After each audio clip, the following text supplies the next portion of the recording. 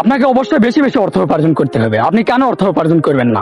আল্লাহ তো কখনোই বলে নাই মুসলিমরা গরিব থাকুক, মুসলিমরা তাদের দিন কষ্টে অতিপাত করুক, এটা আল্লাহ কখনোই বলে নাই।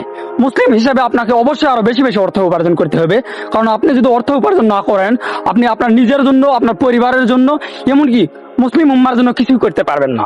আপনি কি দেখেন না, আজ মুসলিমদের অর্থ নাই বলে মুসলিমরা পশ্চিমা বিশ্বের কাছে তাদের মাথা নোয়ায়, তাদের কথাই পরিচালিত হয়। এজন্যই মুসলিমদেরকে বেশি বেশি অর্থ উপার্জন করতে হবে। বিশ্ব যখন অসহায় অবস্থায়, আল্লাহ রাসূল তখন বলেছিলেন তাবুকের যুদ্ধে যেতে হবে, 450 কিলোমিটার 600 কিলোমিটার পাড়ি দিতে হবে, তোমরা কে কি দান করবে আল্লাহর রাস্তায়?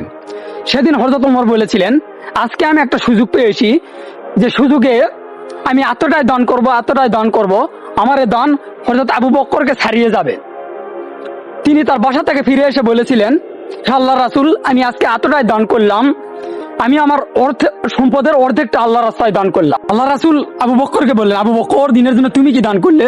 তখন আবু বকর রাদিয়াল্লাহু আনহু বলেছেন, হে আল্লাহর রাসূল, আমি আমার বাসায় কিছু রেখে আসি নাই, শুধুমাত্র আমি আমার বাসায় আমার আল্লাহকে এবং আমার আল্লাহ রাসূলকে রেখে আসছি। আমার যে বাসায় এক গ্লাস পানি রেখে আসবো, বা এক গ্লাস পানি খাবো, বা 10 টাকা গাড়ি ভাড়া দিব, তাও রাখি আসি নাই।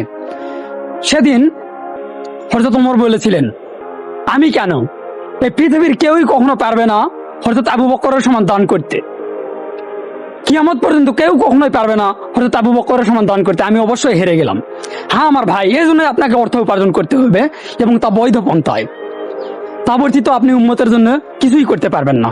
এই জন্য আপনি অবশ্যই বেশি বেশি অর্থ উপার্জন করবেন, কিন্তু তা বৈধ পন্থায়।